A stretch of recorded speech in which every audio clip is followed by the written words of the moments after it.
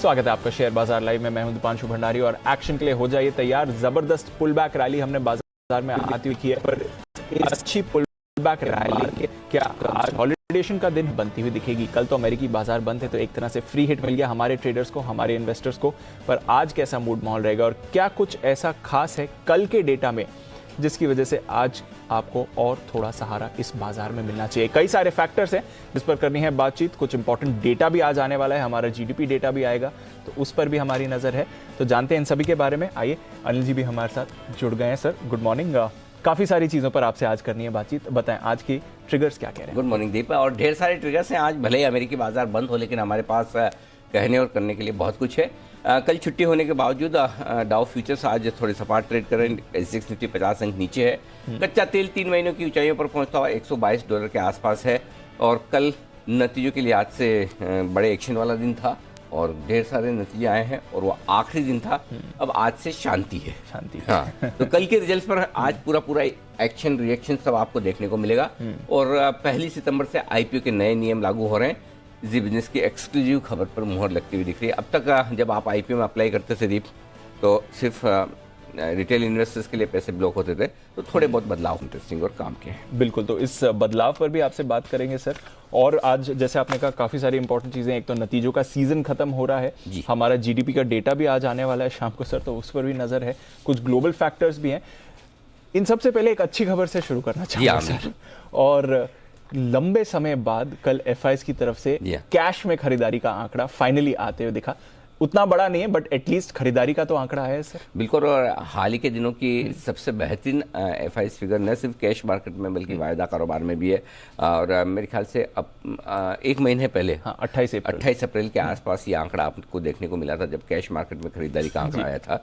502 करोड़ की ही सही, लेकिन खरीदारी की है। लेकिन साथ में वायदा कारोबार के आंकड़े ज्यादा बेहतर है दीप। 1800 करोड़ से ज्यादा के इंडेक्स फ्यूचर्स खरीदे, 1450 करोड़ के स्टॉक फ्यूचर्स खरीदे, यानी कि 1950 करोड़ की स्टॉक्स में खरीदारी और 1800 करोड़ की कैश इंडेक्स में खरीदारी। तो डायरेक्शनल तौर पर आप 3600-3700 करोड़ की खरीदारी का आंकड़ा आपने पिछली बार कब देखा याद नहीं आता। बिल्कुल, तो एक अच्छा संकेत ये आता दिख रहा है कि एफआईज अपनी तरफ से थोड़ी तेजी में आते हुए दिख रहे हैं। कम से कम उनका बेचने का मन खत्म हुआ है, खरीदने का मन बना है। घरेलू फंड्स की तरफ से भी आंकड़ा ठीक आया है। एक ही दिक्कत की बात है और वो ये कि अब एफआईएस की इंडेक्स लॉन्ग पोजीशन 56% पर आ चुकी है बढ़कर। पिछली सीरीज की शुरुआत में हम 17% पर थे और अब हम यहाँ पर 56% पर। तो अब हम एफआईएस में इंडेक्स लॉन्ग के लिहाज से देखिए, दोनों चीज आप हर सिक्के के 2 पहलू है। एक तरफ आप ये आंकड़े देखकर खुश हो सकते हैं कि बहुत अच्छी बात है, बढ़िया आंकड़े, मूड बदल रहा है, बढ़िया भी है, वाकई में है। दूसरी तरफ ये कि अब बाजार उतने हल्के नहीं रहे या एफआईएस के हिसाब से उतने शॉर्ट नहीं रहे जितने पहले थे। हायर साइड पर आप 70, 72, 75% तक जाते हैं। लोअर साइड पर हमने देख लिया कि आमतौर पर 40% के आसपास रुक जाते थे, लेकिन इस बार वो रिकॉर्ड तोड़ के हम 17, 18, 20% तक पहुंच गए। सो 56% के आसपास हम ऑलमोस्ट मिड लेवल से थोड़े से हायर साइड पर है, जहां से आपको अब एफआईएस को शॉर्ट कवरिंग करने की या तेजी से खरीदने की जरूरत नहीं है इंडेक्स में, है ना, कि भाई ठीक है अब हम बैलेंस्ड है। सो अच्छी चीज भी है, कम अच्छी चीज भी है, दोनों ही है।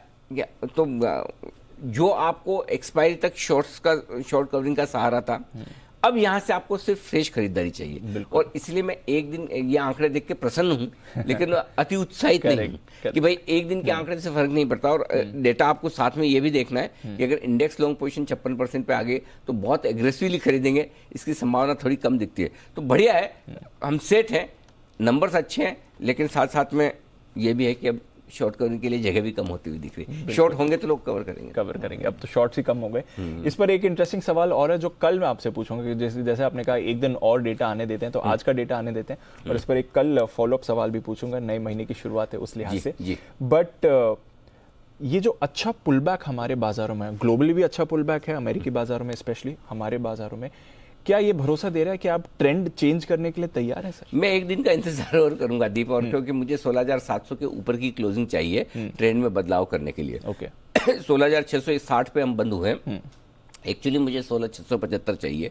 सो लगभग उसके आसपास बंद हुए, लगभग उसके आसपास बंद। मैं क्यों एक दिन इंतजार करना चाहता हूँ, इसलिए कि पिछले कई बार मैंने 2 या 3 बार ऐसे मैंने देखा है और अनुभव किया है कि ट्रेंड में बदलाव करने के लिए हड़बड़ी या जल्दबाजी नहीं करनी चाहिए।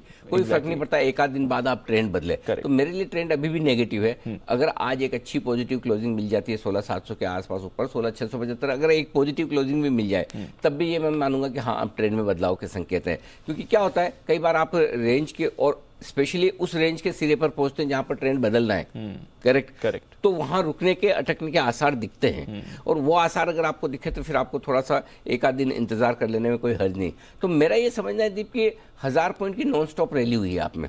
आप 2 हफ्ते से वीकली क्लोजिंग पॉजिटिव देख रहे हैं, जबकि 8 हफ्तों के बाद डाउ ने पहली बार पॉजिटिव क्लोजिंग दी है। तो हम डाउ से बेहतर प्रदर्शन कर रहे हैं, जिसमें कोई गलत बात भी नहीं है, हमें करना भी चाहिए। लेकिन ऐसे में 1000 पॉइंट की एक तरफा तेजी के बाद अगर थोड़ा सा मार्केट 200-250-300 पॉइंट हल्का हो जाए तो ये बाजार की सेहत के लिए अच्छा है, बाजार के लिए भी अच्छा है। क्योंकि जितना आप रुक रुक कर चलेंगे उतना आप कम गिरेंगे और उतना आप बढ़ने के लिए वापस तैयार होंगे। ये हेल्दी करेक्शन होगा।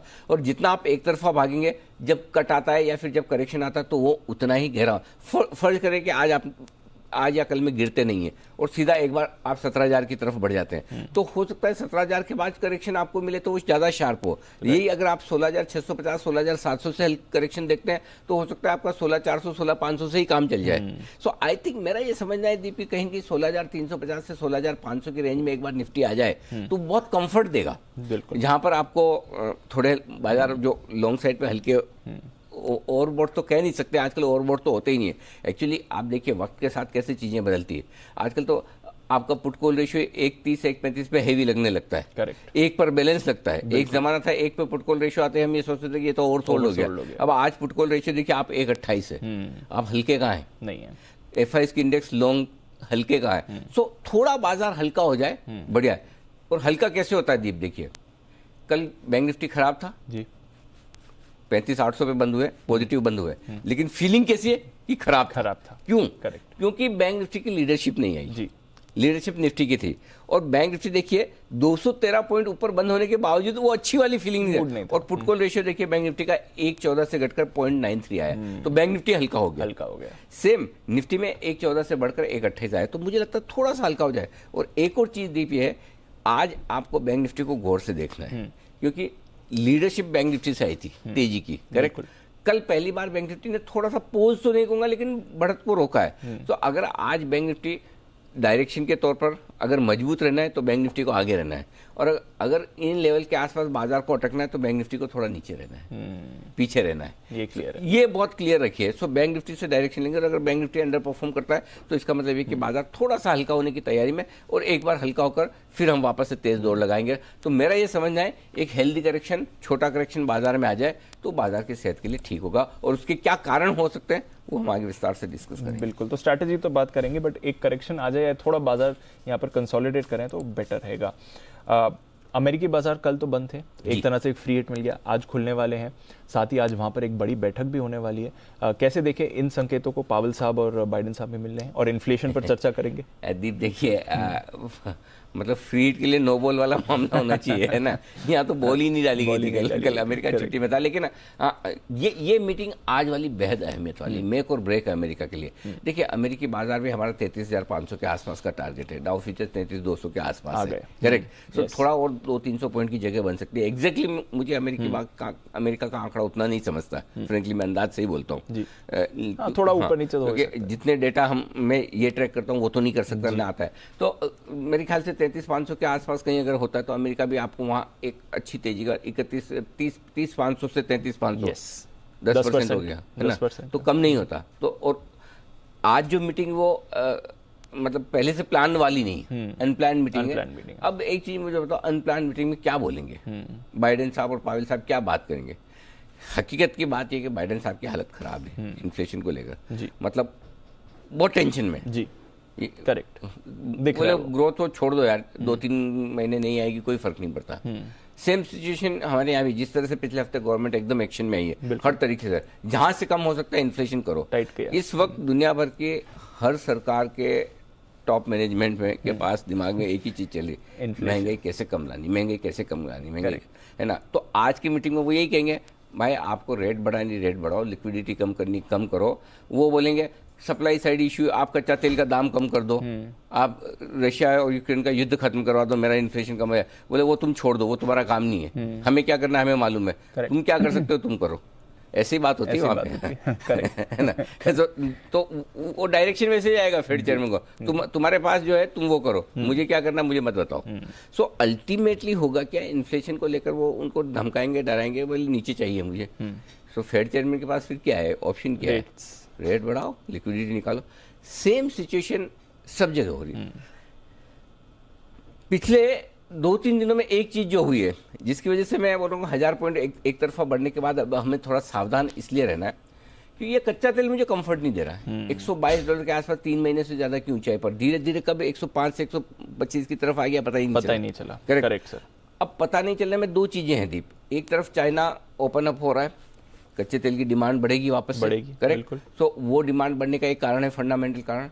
दूसरा जो आज ये खबरें आई कि यूरोप रशिया से 90% अपना ऑयल इंपोर्ट कम कर देगा साल के अंदर, ठीक है, तो कहीं से तो लेगा, है ना। भले आप रशिया से मत लो, कहीं से लोगे तो बाकी देश और तन के बैठेंगे। मुझे बताओ कौन सा गल्फ कंट्री ऐसा है जो ये चाहता है कि रशिया यूक्रेन के बीच में युद्ध खत्म हो जाए? नहीं चाहते ना। क्यों चाहेंगे? अच्छा खासा $125 में बिक रहा कच्चा तेल, जिस दिन युद्ध खत्म हो गया 80 आ जाएगा तो करेक्ट। तो भले चाहिए तो $10-20 हमसे अलग से ले लो इनडायरेक्टली, लेकिन लड़ते रहो। यही है ना स्ट्रेटेजी, तो यही होती है, बिल्कुल, है ना। बिल्कुल। यूक्रेन को बोलेंगे हथियार मत डालना, पैसे मुझसे ले लेना, मैं 125 में 120 में कच्चा तेल बेचूंगा, $10 तुझे दे दूंगा पर लीटर, तो भी मुझे अच्छा है, आराम से। हाँ। यही हो रहा है ना। और अब सिचुएशन क्या आ गई, दोनों देशों के लिए न निगलते बनता है न उगलते बनता है, पीछे भी नहीं हट सकते और आगे भी नहीं बढ़ सकते, ऐसी सिचुएशन हो गई, इसलिए हेडलाइन नहीं बन रही। करेक्ट, यही हो गया। यही सबसे बड़ी प्रॉब्लम है, जो जहां है वही अटके। अच्छा आजकल तो गोली भी नहीं चलाते बेचारे दोनों, मतलब जो जहां बैठे रहो, जो जैसे वैसी सिचुएशन। सो इसका सॉल्यूशन और इसको खत्म होना बहुत जरूरी है। मैं बार बार ये कह रहा हूँ कि ऑफिशियल इसका द एंड कैसे होगा, क्लाइमैक्स क्या है, वो स्क्रिप्ट कोई तो लिखेगा ना, वो कोई लिखने को तैयार नहीं है। और जब तक वो तैयार नहीं तब तक एक तलवार लटकी रहती है, वो एक अलग चीज है। जहां तक कच्चे तेल का सवाल है, ये हमारे लिए समस्या पैदा कर रहा है।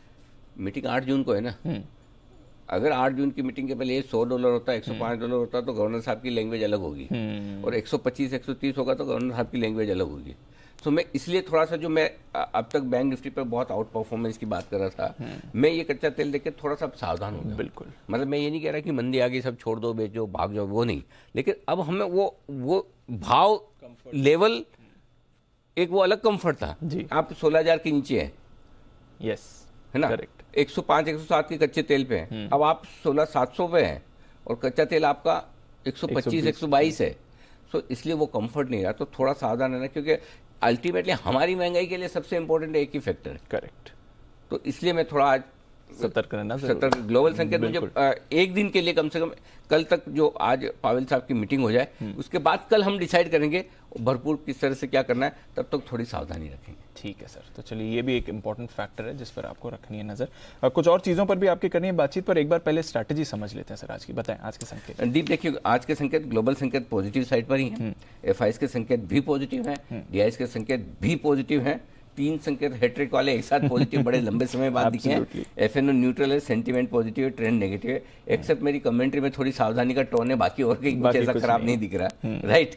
और ट्रेंड भी एक्चुअली मैंने नेगेटिव रखा है, क्योंकि मैं एक दिन में बदलना नहीं चाहता, अदरवाइज तो इसने भी बदलने के संकेत तो दिए हैं। सो आई थिंक वैसे देखा जाए तो आपका सेटअप बेहतर है, लेकिन ये सेटअप है कल के डेटा के बेसिस पर जी। आपको फ्यूचर प्लानिंग करनी है, तो फ्यूचर प्लानिंग के हिसाब से थोड़ी सी हल्की फुल्की सावधानी इन सारे फैक्टर्स में रखनी है, जिसमें सबसे बड़ा फैक्टर इन्फ्लेशन और क्रूड का है, जो हमारे लिए थोड़ा सा मुश्किल वाला हो सकता है। और ट्रेडिंग पोजीशन के लिहाज से हमारे बाजार उतने हल्के नहीं है जितने 2 दिन पहले थे, सिंपल। तो हल्के बाजार थोड़े से हेवी हैं, बाजार हेवी तो नहीं कहूँगा, उतने हल्के नहीं रहे। और दूसरा आपका इन्फ्लेशन का डर, और तीसरी बड़ी अहम बैठक पावेल की और बाइडेन की, ये 3 चीजों की वजह से हम थोड़ा ऊपर के लेवल पे रहेंगे सावधान।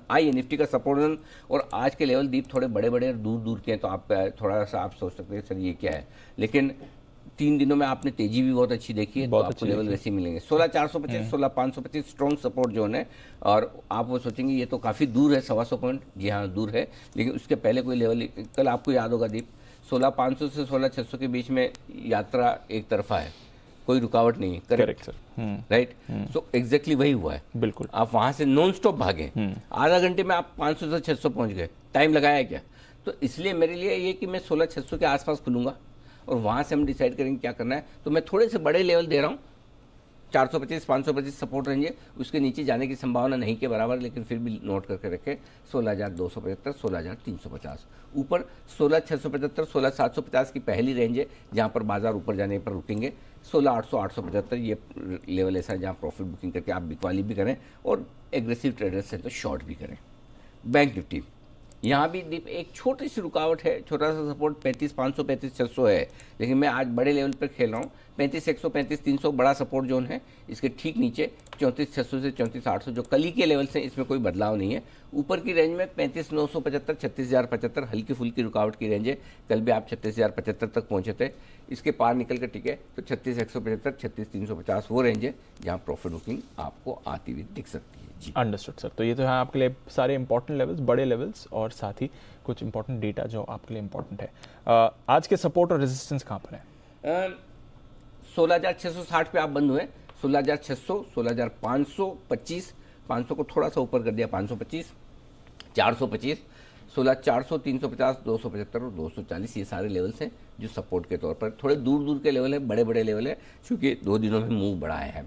ऊपर आप 16,660 पर बंद हुए, 16,700 पहला लेवल होगा ऊपर का, 675 और 702 छोटे लेवल है। उसके बाद 750 825 875 और 950 तक के लेवल्स ऊपर के लिए निफ्टी पर निकल के आते हैं। लेवल्स नंबर ज़्यादा नहीं है लेकिन रेंज बड़ी आ रही है। क्योंकि अगर इसका फॉर्मूला भी दीपी है कि अगर मार्केट बड़े मुंह देगा 2 से 3 दिन तो आपके लेवल दूर दूर के निकल के आएंगे, और यही मार्केट छोटे मुंह देता है तो आपके ना हर 25 पॉइंट पर निफ्टी पे लेवल निकल आता है। करेक्ट, ये फर्क है।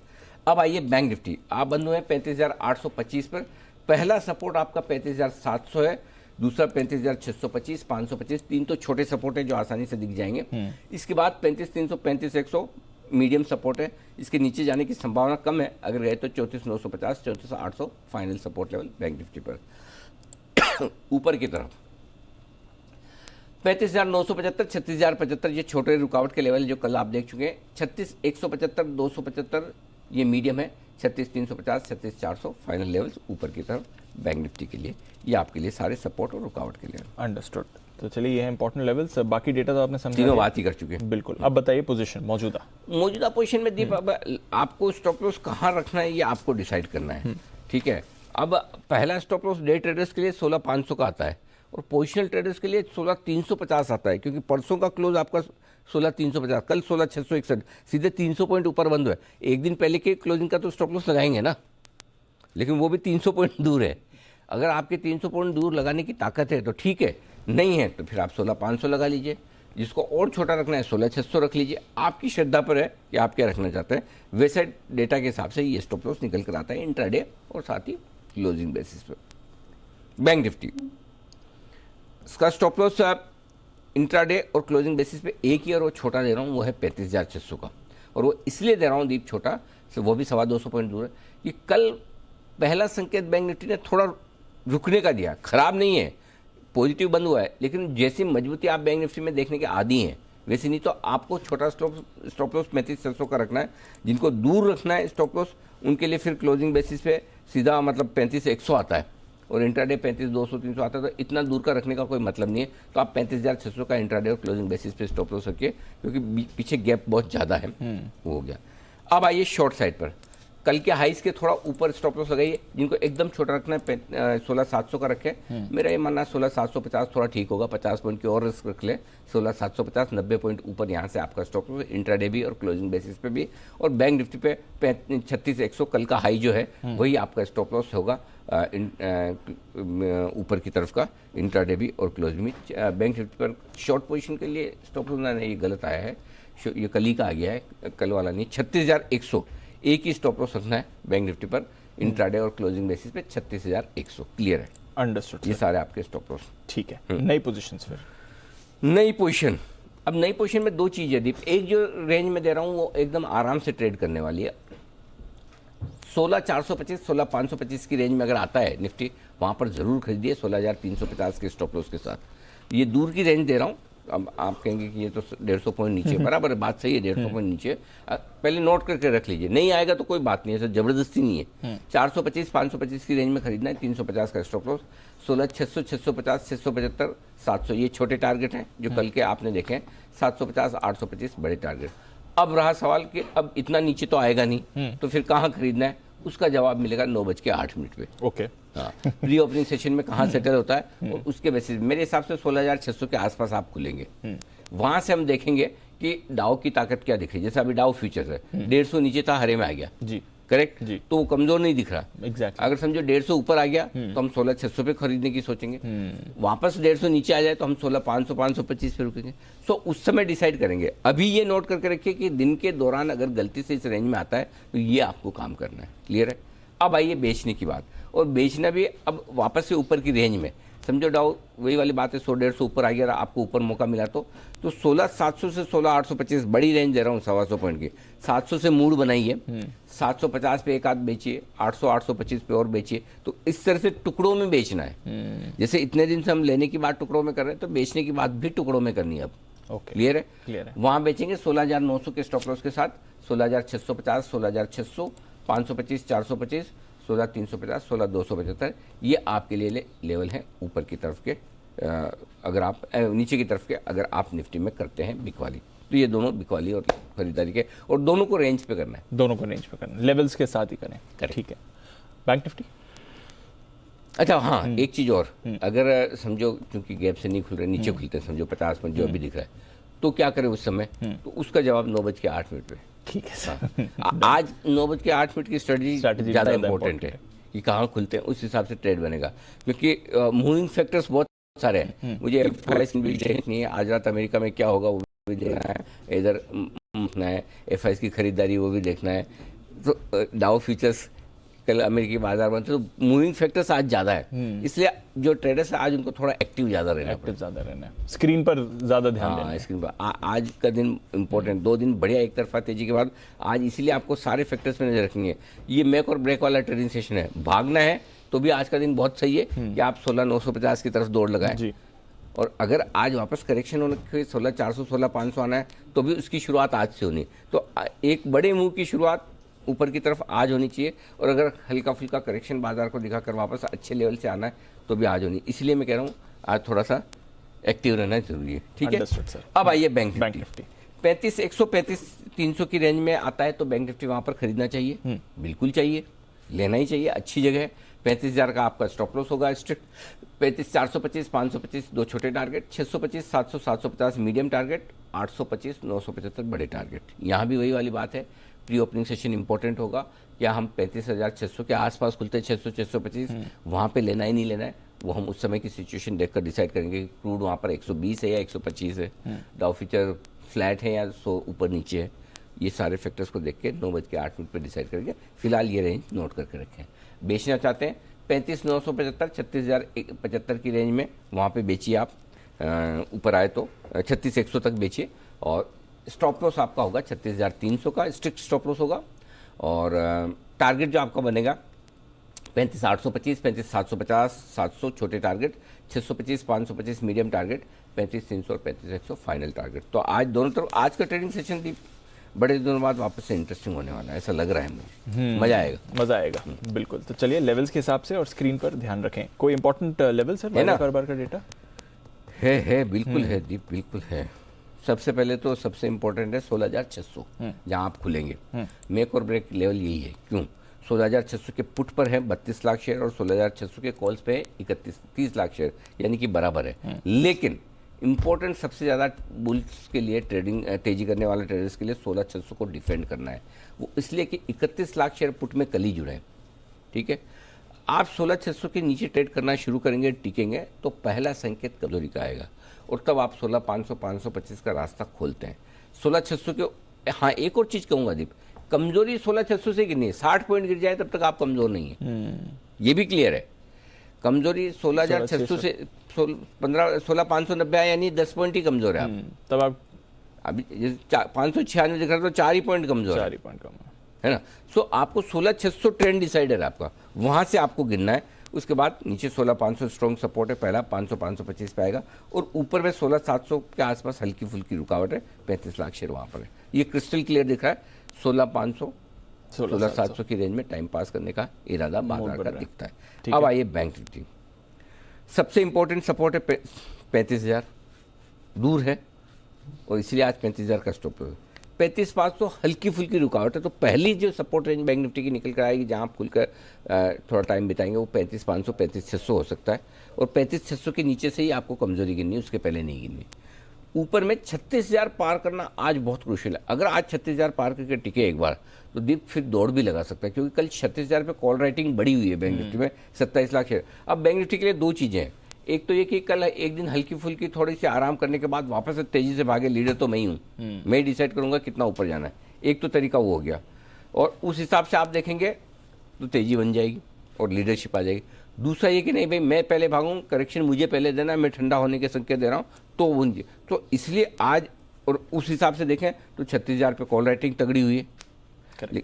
तो आज मेरे ख्याल से इस लिहाज से डेटा बहुत सारे मूविंग फैक्टर्स है, उसको ध्यान में रखते ट्रेडिंग करिएगा। ठीक है सर, तो चलिए ये सारे फैक्टर्स पर रखिए नजर, इंटरेस्टिंग डे होना चाहिए, स्क्रीन पर आपको रखना है ध्यान। आइए खबरों के बारे में भी बात करते हैं और साथ ही नतीजों, हालांकि आखिरी दिन हो चुका है बट कल जो इतने सारे नतीजे आए उसमें से इंपॉर्टेंट वंस कौन से हैं जानते हैं हमारी टीम के साथ। वरुण, अरमान, कुशल और आशीष हैं तैयार। वरुण मॉर्निंग, बताएं ट्रिगर्स और नतीजे।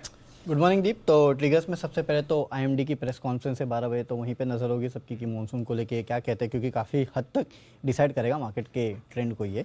इसके अलावा एक्स डेट है एचडीएफसी लिमिटेड, डिविडेंड 30 रुपये प्रति शेयर का, एचडीएफसी लाइफ फाइनल डिविडेंड 1 रुपये 70 पैसे प्रति शेयर का, और इन्फोसिस 16 रुपये प्रति शेयर के डिविडेंड का आज एक्स डेट है। तो एडजस्टमेंट आपको इन सभी दिग्गजों में देखने मिलेगा।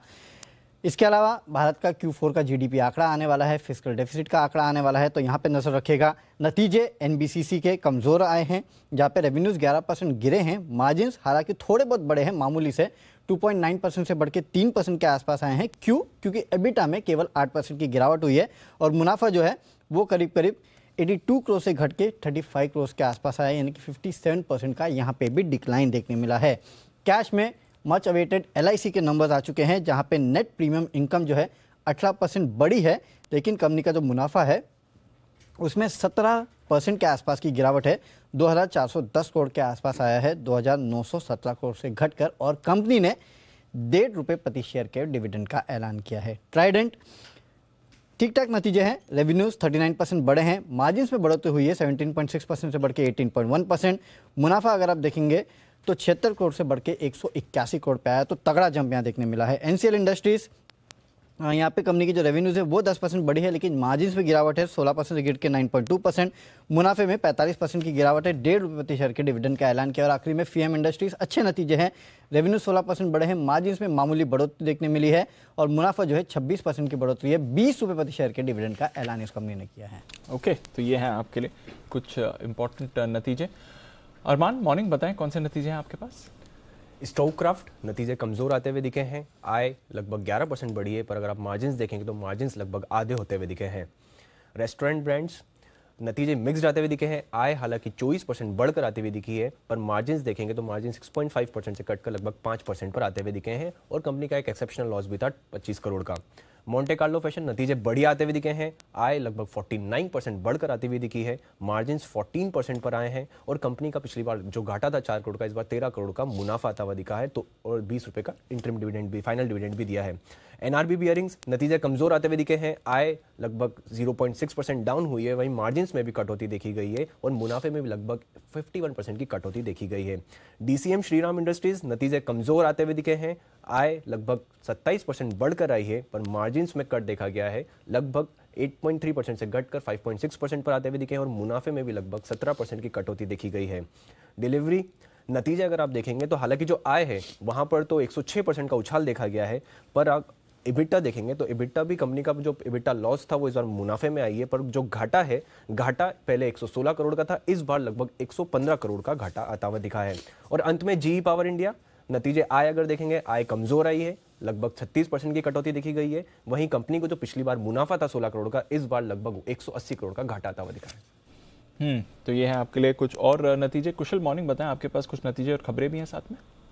मॉर्निंग दीप, यस, नतीजों के लिहाज से हिम्मत सिंह का सीट पर नजर रखिए। यहाँ पर आय फ्रंट पे तो करीब 2.5% की बढ़त रही है। हालांकि कंपनी का मुनाफा 78% गिरकर 8 करोड़ पर आता हुआ दिखा है और साथ ही कंपनी की मार्जिन्स भी लगभग 4% गिरकर 13.2% पर आई है। कैंपस एक्टिववेयर हाल की लिस्टिंग है, मार्जिन्स ऑलमोस्ट स्टेबल रहे 23.6% के मुकाबले 22.3% पर कंपनी का जो मुनाफा है वहां पर अच्छा जंप देखने को मिला है। 10 करोड़ के मुकाबले ऑलमोस्ट 40 करोड़ का मुनाफा कंपनी दर्ज किया है और आय फ्रंट पर भी कंपनी का अच्छा प्रदर्शन। तो ओवरऑल हम कहेंगे कि यहाँ पर अच्छी एक्टिव है।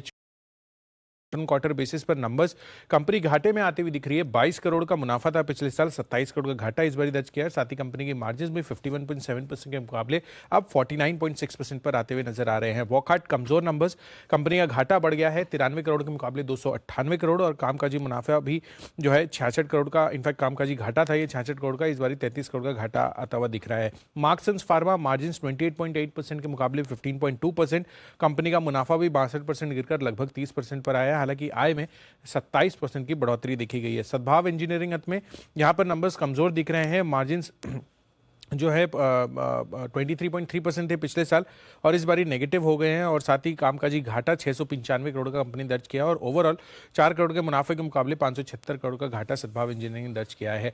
और अंत में ब्रोकरेज, एनबीएफसी, तमाम ये सारे जो स्टॉक्स और स्पेसेस हैं ये फोकस में रहेंगे क्योंकि हमने 17 तारीख को ये रिपोर्ट कहीं ना कहीं सेबी काम कर रही है और सेबी ने अब नया सर्कुलर जारी किया है जिसके अंतर्गत जो कैपिटल मार्केट में निवेश करते हैं, चाहे वो एचएनआईज हो या अन्य एंटिटीज़ हो, उनके लिए अब इन्वेस्टमेंट करने के पहले उनके बैंक खातों में जो है वो पैसे ब्लॉक होने चाहिए। इसके पहले जो भी नॉन जेन्युइन इन्वेस्टर्स थे वो भी आर्टिफिशियली इस चीज़ को इंक्रीज़ करने के लिए यहाँ पर बिडिंग करते थे, खासकर एचएनआईज और अन्य इंस्टीट्यूशनल इन्वेस्टर्स।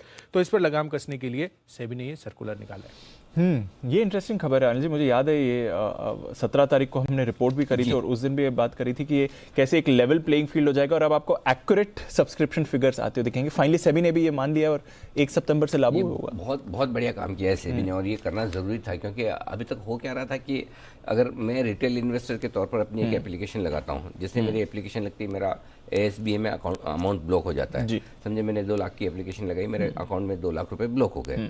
फिर जितना अलॉटमेंट आया उतने पैसे कंपनी ले लेगी, बाकी का अनब्लॉक हो जाएगा। HNI और QIB कैटेगरी में ये हो रहा था कि आपका अमाउंट ब्लॉक नहीं होता था। ठीक है, आप एप्लीकेशन लगा लो जितनी लगानी, जितना आपको अलॉटमेंट आएगा उतने आपसे पैसे लिए जाएंगे। करेक्ट, ठीक है। तो इसका मतलब क्या है, मर्जी आए जितना लगाओ। अगर आपको पता है कोई लेटेंट ड्यू 300 टाइम सब्सक्राइब होगा तो आपको मालूम आना तो कुछ है नहीं। करेक्ट, लगाओ पूरा का पूरा इश्यू भर दो। कौन से पैसे लग रहे हैं, कुछ नहीं जा रहा आपका। तो ये तो बेसिक नियमों के खिलाफ है। सेबी ने तुरंत पकड़ लिया कि जिस तरह से आपने देखा ना कि कैसे IPO 100, 150, 200 गुना भर रहे हैं कोई भी कुछ भी, कि जहां आपको एक कंफर्ट आ गया ये नीचे नहीं खुलेगा बढ़ दो। अच्छा, उसमें कॉस्ट आती नहीं ज़्यादा। करेक्ट, कॉस्ट नहीं आती तो HNI वाले सोचते हैं कि चलो कॉस्ट नहीं आ रही तो और चलो लगाओ। QIB भी वो सोचते हैं कि फुल लगाओ, अलॉटमेंट तो इतना सा आएगा। सो उस लूप होल को सेबी ने एकदम टाइमली पकड़ लिया और टाइट कर दिया, बंद कर दिया। अब आपका भी अमाउंट ब्लॉक होगा और जितना आपको अलॉटमेंट आएगा उतना ले लिया जाएगा, बाकी लेवल प्लेइंग फील्ड अब लेवल है फर्स्ट क्लास। एक्चुअली मुझे ना हर जगह लेवल प्लेइंग फील्ड चाहिए रिटेल इन्वेस्टर्स के लिए। एक और दरख्वास्त सेबी से है मेरी, वो ये कि ये जो IPO वाली कंपनियां ना, ये जब अपने रोड शोज करती है, प्रेजेंटेशन करती हैं, सबको पता है ये फंड मैनेजर के सामने बैठेंगे, अगले 1 साल, 3 साल, 5 साल के सारे प्रोजेक्शंस बताते हैं, हमारा कितना प्रॉफिट आएगा, क्या करेंगे, क्या नहीं करेंगे, क्या एक्सपेंशन प्लान है। लेकिन चूंकि फॉरवर्ड लुकिंग स्टेटमेंट पब्लिक में आके दे नहीं सकते, तो न हमें बताते हैं न पब्लिक में को किसी को बताते हैं। वन मीटिंग में सबको बताएंगे, 1-on-1 मीटिंग हम करेंगे तो हमको भी बताएंगे। करेक्ट, कि अनिल जी आप एनालिसिस करोगे तो देखो ये हमारा प्लान है ना, लेकिन पब्लिकली नहीं बताए। अब अगर समझो एक फंड मैनेजर के पास में एक एक्स्ट्रा इन्फॉर्मेशन है जो एक रिटेल इन्वेस्टर के पास में नहीं, तो वो डिसीजन सही कैसे लेगा किस IPO में? फिर वो QIB की तरफ देख के लेता है। अब QIB की तरफ देख के लेता है तो QIB वाले तो कोई ये नए जमाने के IPO में कुछ भी पैसा डाल देते हैं और वो नीचे आते हैं, बेचारा रिटेल उनको देख के फंस जाता है। तो या तो उस पर लगाम लगे कि कंपनियां रोड शो में भी ना बता पाए, वो सेबी के लिए करना बहुत मुश्किल होगा। बिल्कुल। और या फिर ये हो कि प्रेजेंटेशन सबको मिले। अब उसमें एक दूसरी समस्या है जो पहले थी, पहले फ्यूचर प्रोजेक्शंस अलाउ थे तो कंपनियां ऐसी पिक्चर बनाती थी कि मतलब जैसे है ना अगली इन्फोसिस यही बनने वाली है, अगला HDFC बैंक यही बनने वाला है, तो लोगों को लगता अरे वाह इतनी बढ़िया, तो उसमें भी फंस जाते। तो कहीं कहीं बीच का रास्ता निकालने की जरूरत है, जो आई एम श्योर सेबी जरूर करेगी कि किस तरह से इंफॉर्मेशन देने के मामले में लेवल प्लेइंग फील्ड होनी चाहिए। या तो उधर भी ना जाए, खाली फंड मैनेजर्स को ना मिले, मिले तो दोनों को मिले। अब उसका तरीका आसान नहीं। अगर आप प्रोजेक्शन अलाउ करते हैं तो उसकी दूसरी रिस्क है, अलाउ ना करें तो रिटेल इन्वेस्टर्स को वो नहीं मिलता जो दूसरों को मिल रहा है। ट्रिकी है, लेट्स सी क्या होता है, होगा कुछ ना कुछ इसमें पक्का देखना। पर ये अच्छा डेवलपमेंट 100%। चलिए, तो ये बड़ा डेवलपमेंट है, अच्छा डेवलपमेंट है, हमारी खबर पर मोहर भी लगी है और भी आशा करते हैं कि आगे से भी का एक्शन हो लेवल प्लेइंग फील्ड के लिए। आइए एक बार देख लेते हैं ब्रोकरेजेस आज क्या कह रही हैं FIR में।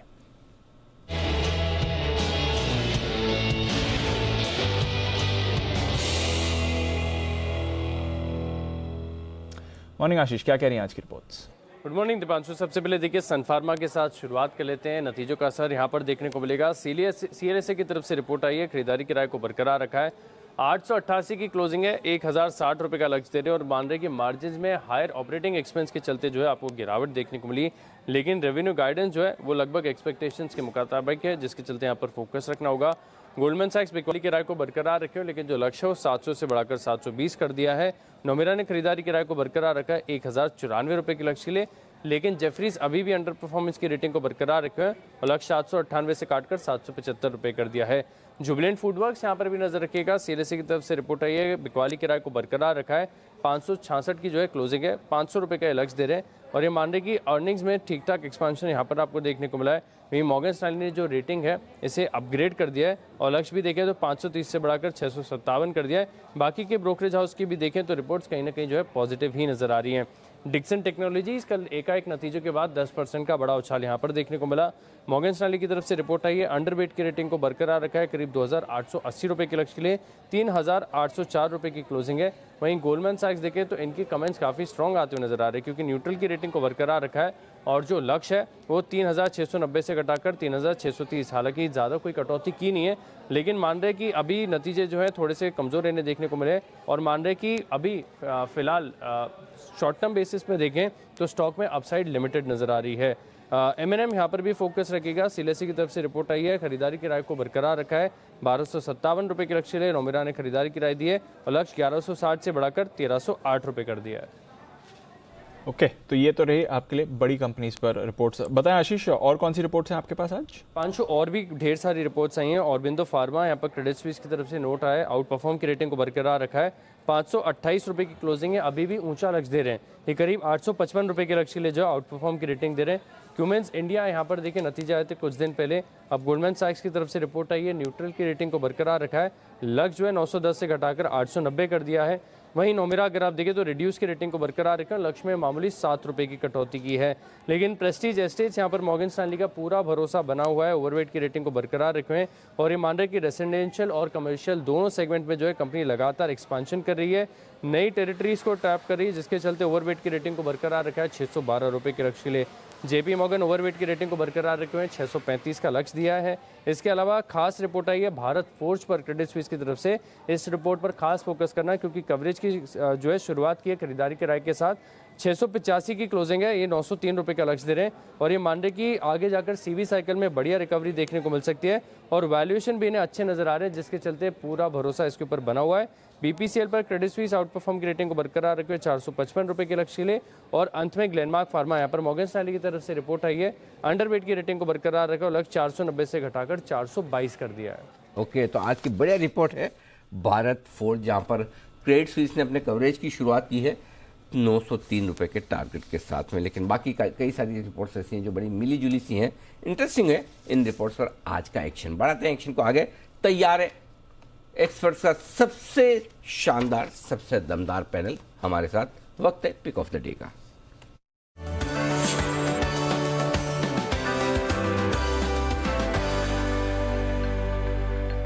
बंसल जी सुप्रभात, करें शुरुआत। सुप्रभात अनिल जी, सुप्रभात दीपांशु। अनिल जी देखिए काफी रैली हो चुकी है निफ्टी के अंदर, निफ्टी बैंक के अंदर। अब दो स्टॉक्स काफी अच्छे लग रहे हैं और दोनों इंडेक्स वाले हैं, एक L&T और एक रिलायंस। रिलायंस की चर्चा तो कल हमारे चैनल पे टुवर्ड्स क्लोजिंग 2-3 बार हो चुकी है, L&T की चर्चा नहीं हुई। L&T है मेरा पिक ऑफ द डे, जिसके अंदर एक रिवर्सल ऑफ ट्रेंड देखने को मिल रहा है। 1634 का स्टॉप लॉस लगाना है एंड 1703 के टारगेट के लिए L&T है मेरा pick of the day. Okay, pick of the day L&T 1703 का टारगेट, करें खरीदारी, ये आपके लिए राय बंसल जी की तरफ से। कुणाल जी गुड मॉर्निंग, बताएं सर आपका क्या इरादा है?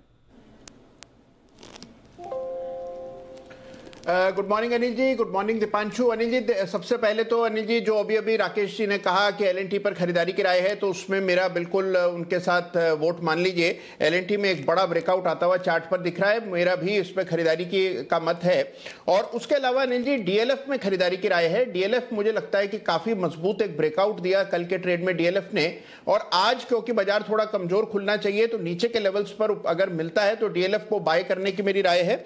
यहां पर जो स्टॉप लॉस है वो 335 रुपए पर 335 पर रखना होगा। 340 के आसपास मिले तो ही खरीदें। 335 का स्टॉप लॉस, और ऊपर मुझे लगता है 365 तक की एक रैली DLF में बनती दिखेगी। और डिस्क्लेमर यह है अनिल जी कि मेरा बहुत लंबे समय से DLF में निजी निवेश। ओके, तो DLF में निजी निवेश भी है और उस लिहाज से आप डिस्क्लेमर के साथ करें खरीदारी। ये है आपके लिए कुणाल जी की तरफ से खरीदारी करने की राय। 335 का स्टॉप लॉस, 365 के टारगेट के लिए आपको करनी खरीदारी। सिमी जी गुड मॉर्निंग, बताएं आपका pick of the day. Very good morning Anil ji, मेरे तरफ से पिक ऑफ द डे होगा क्रॉम्पटन ग्रीव्स कंज्यूमर। 350 वाली जो शेयर है उसमें मुझे खरीदारी करवाना है। बहुत अच्छा ब्रेकआउट कल देखने को मिला था, एकदम लोअर लेवल से ये स्टॉक रिकवर कर रहा है। मुझे लगता है कि यहाँ पे पोटेंशियल है। 345 का एक छोटा सा स्टॉप लॉस के साथ खरीदने का सलाह होगा। 365 से 370 का टारगेट होगा, क्योंकि ये इसका रेजिस्टेंस एरिया है, तो ये सप्लाई करने के बाद ही इसमें फ्रेश मोमेंटम देखने को मिलेगा। तो फिलहाल के लिए तो खरीदने का सलाह होगा। 365 से 370 का टारगेट होगा, 345 का स्टॉप लॉस। परफेक्ट, तो ये है राय आपके लिए खरीदारी करने की सिमी की तरफ से। मोदी जी गुड मॉर्निंग, बताएं sir pick of the day. Good morning Anil ji, good morning दी। देखिए, पिक ऑफ द डे में हमने चुना है सिप्ला को खरीद के चलेंगे। कोई भी डिप अगर ओपनिंग मोड पे देखने को मिलता है, बाइंग अपॉर्चुनिटी रहेगा। टारगेट बनेगा 1000 का, स्टॉप लॉस रहेगा 970 का। स्टॉक में एक inverse head and shoulder pattern बना है, उसका ब्रेकआउट कल के सेशन में आया और बहुत बढ़िया क्लोजिंग देखने को मिली है। तो लग रहा है आज रैली और देखने को मिल सकती है। 1000 के टारगेट के लिए सिप्ला को बाय करेंगे, स्टॉप लॉस रहेगा 970। तो ये है आपके लिए सिप्ला पर खरीदारी करने की राय। किरण जी सुप्रभात, बताएं सर कौन सा स्टॉक आपने चुना है आज के लिए? वेरी गुड मॉर्निंग अनिल जी। दीप वेरी गुड मॉर्निंग। मेरा जो कल का स्टॉक है वही कंटिन्यू करना चाहूंगा। टाटा कंज्यूमर कल मेरे रिकमेंडेशन के बाद लगभग 1.5 से 2% की रैली देखने को मिली, पर फिर भी मेरा मानना है कि इधर से काफी बड़ा अपसाइड देखने को मिल जाना चाहिए। बहुत अच्छी डिलीवरी बेस्ड बाइंग देखने को मिली है। नीचे में एक अच्छा ट्रेंड रिवर्सल प्राइस पैटर्न देखने को मिल रहा है। तो मेरा मानना है कि करंट लेवल से 745 ये 5 रुपए का आपका एक्यूमुलेशन जोन रहेगा। 738 का स्टॉप लॉस रहेगा। कैश लेवल्स की बात कर रहा हूँ, और मेरा टारगेट 765 769 ये टारगेट देखने को मिल जाने चाहिए। ओके, तो ये है आपके लिए टाटा कंज्यूमर्स में खरीदारी करने की राय आती हुई किरण जी की तरफ से। आइए सुमित जी भी जुड़ चुके हैं। Sumit ji good morning, pick of the day. Anil ji, pick of the day के तौर पे गोदरेज प्रॉपर्टी को सिलेक्ट करना चाहिए। गोदरेज प्रॉपर्टीज के अंदर मेरे को लग रहा है कि अब यहाँ से एक अच्छा बाउंस ऊपर की तरफ देखने को मिल सकता है। स्टॉक ने लास्ट 2 दिनों में बाउंस दिखाने का शुरुआत कर दिया है और अब ये रैली एक्सटेंड करना चाहिए। 1350 1355 इन लेवल्स के आसपास खरीदारी करें। 1325 का नीचे के अंदर स्टॉप लॉस लगाएं। ऊपर के अंदर जो टारगेट देखने को मिल सकते हैं 1400 रुपए से लेके 1425 रुपए तक के लेवल गोदरेज प्रॉपर्टी में जल्दी ही आज और 1-2 दिनों के अंदर देखने को मिलने चाहिए। खरीदारी करें 1325 के स्टॉप लॉस से 1400 और 1425 के टारगेट्स के लिए। ओके, तो ये है आपके लिए गोदरेज प्रॉपर्टीज पर खरीदारी करने की राय सुमित जी की। शरद अवस्थी साहब भी हमारे साथ जुड़ चुके हैं। शरद जी गुड मॉर्निंग, बताएं सर आपका क्या इरादा है? Good morning sir. हमें लगता है श्रीराम प्रॉपर्टीज एक बहुत डिसेंट बेट होनी चाहिए। तिमाही के नतीजे काफ़ी अच्छे आए हैं और कंपनी की जो फॉरवर्ड गाइडेंस है वो भी काफ़ी स्ट्रॉन्ग है, तो अगले 2-3 साल काफ़ी स्ट्रॉन्ग ग्रोथ रहनी चाहिए। पोस्ट IPO डेट वगैरह में भी नॉर्मलाइजेशन आया है, तो लिवरेज भी काफ़ी कम हुई है और 25 से 30% की ग्रोथ सालाना आनी चाहिए अगले 2-3 सालों तक। तो हमें लगता है ये स्टॉक एक्यूमुलेट करना चाहिए 130 से 140 के लक्ष्य के लिए। 130-140 के टारगेट के लिए करें खरीदारी। श्रीराम प्रॉपर्टी, क्या बात है, सबको प्रॉपर्टी बड़ी पसंद आ रही है ना। DLF, Godrej property, Shriram properties, वाह 130-140 का टारगेट। शरद जी की राय। आइए अब बढ़ते आगे, वक्त है वरिंदर रिजल्ट एक्सरे का।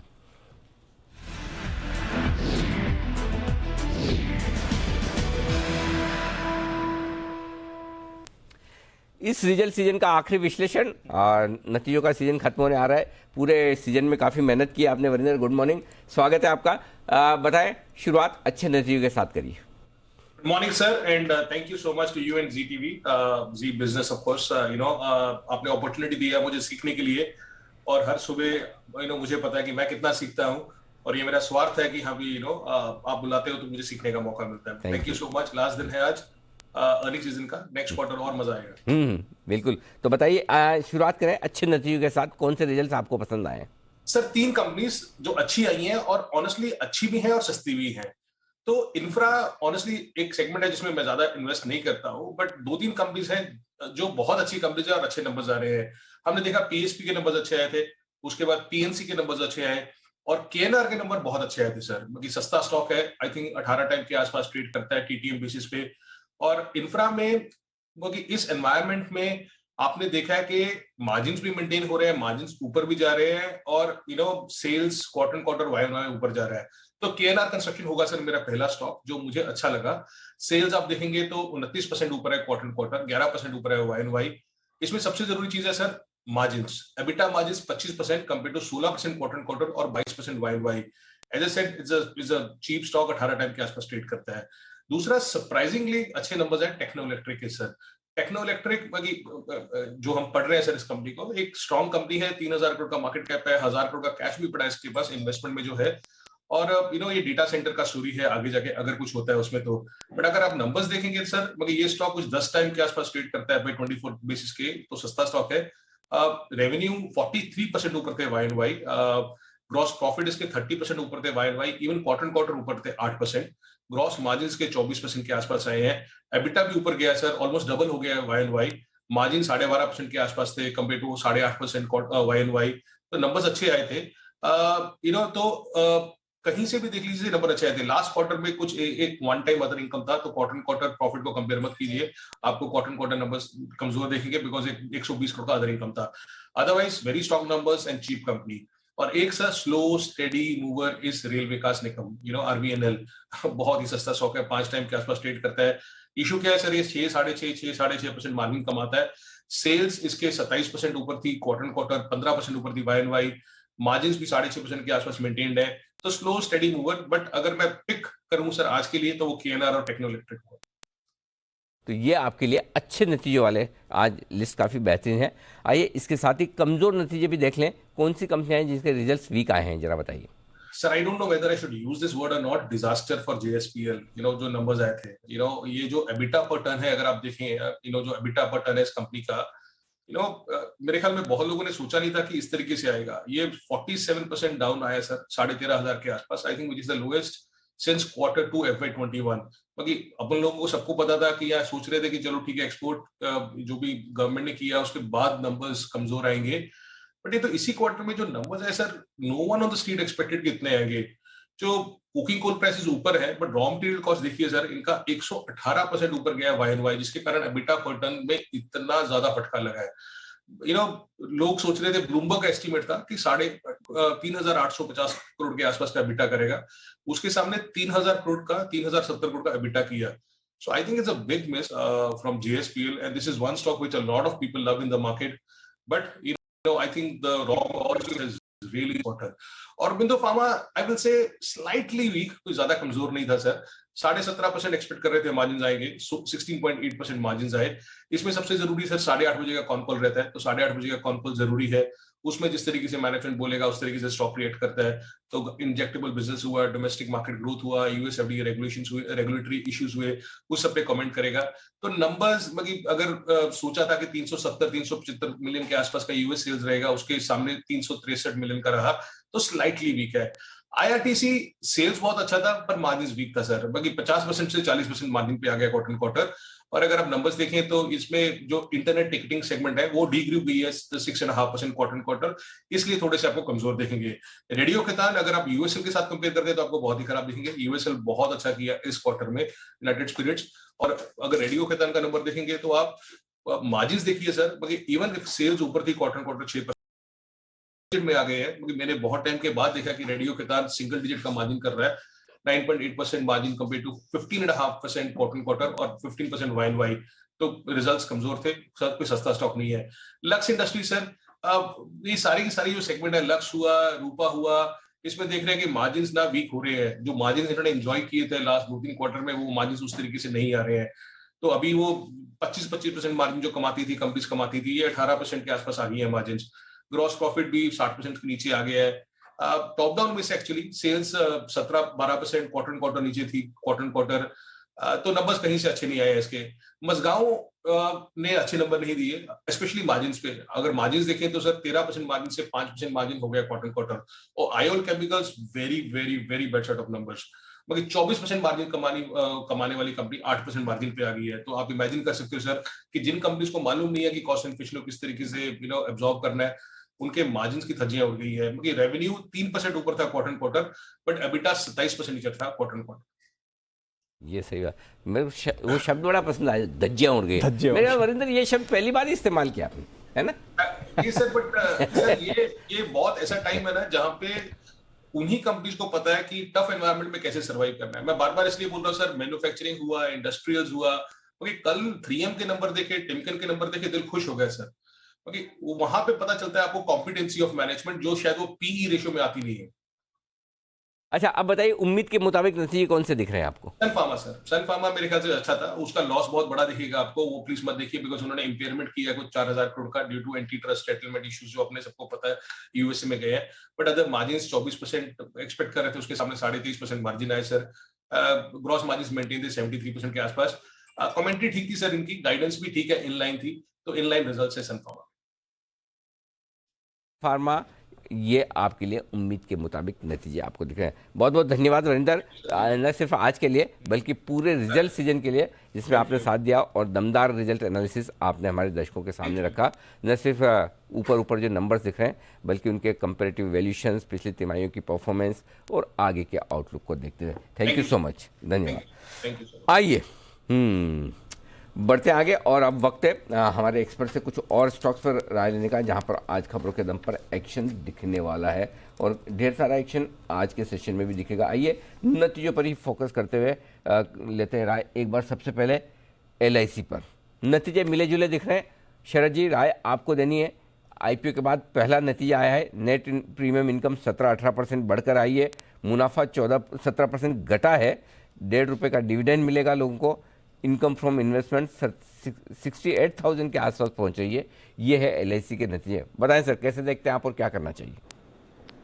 जी, मुझे लगता है IPO के टाइम भी और अभी भी वैल्यूएशन वाइज कंपैरेटिवली सस्ता है, और चूंकि न्यू बिजनेस प्रीमियम में ठीक ठाक अट्रैक्शन है, तो मुझे कोई रीज़न दिखाई नहीं देता इन लेवल्स पे बहुत ज़्यादा चिंता करने का।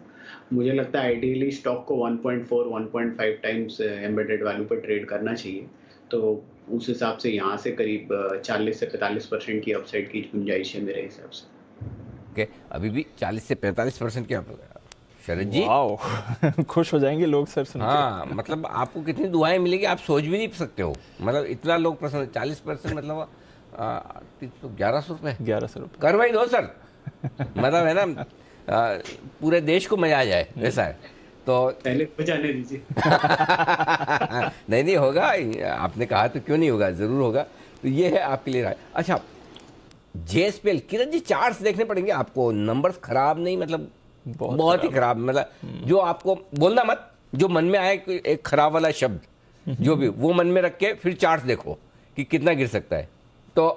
तो जब मैं एक काम का खराब वाला रिजल्ट है ना, हाँ, और इस तरह की बात जब हम करें, ऐसे चार्ट कुणाल जी से पूछते हैं। कुणाल जी जरा JSPL का चार्ट देखिए, आपको किसी तरह के शब्द मन में लाने की जरूरत नहीं है, खाली चार्ट से देख लीजिए।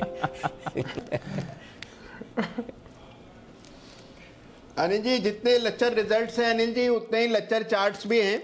लेकिन अनिल जी, एक अच्छी बात है कि सपोर्ट के करीब अब ये ट्रेड हो रहा है। तो अनिल जी, यहाँ पर इन स्तरों के आसपास, और आज जो गिरावट आ जाएगी उसके बाद ये एक मेजर सपोर्ट के आसपास ट्रेड कर रहा होगा। तो मेरी बिकवाली की राय नहीं है, जिन्होंने ऊपर के लिए हुए हैं या हाल फिलहाल में खरीदा था रिजल्ट से बिल्कुल पहले, तो थोड़ा सा वेट करें, मुझे लगता है कि मेजर सपोर्ट्स के आसपास है, सपोर्ट के पास बेचना कभी भी हितकारी नहीं रहता है, तो कम से कम इसको थोड़ा टाइम दे, वापस से सेटल होगा, रैली बनेगी तो उसमें निकलने का प्रयास कीजिएगा। सपोर्ट मुझे जो चार्ट पर बड़ा नजर आता है वो 365 रुपए के आसपास है, तो 365 के आसपास स्टॉक को सेटल होना चाहिए। ओके, 365 के आसपास सेटल होना चाहिए, यानी कि यहां से भी 20 रुपए और नीचे। आइए अब करते हैं शुरुआत फर्स्ट ट्रेड की हेडलाइंस के साथ।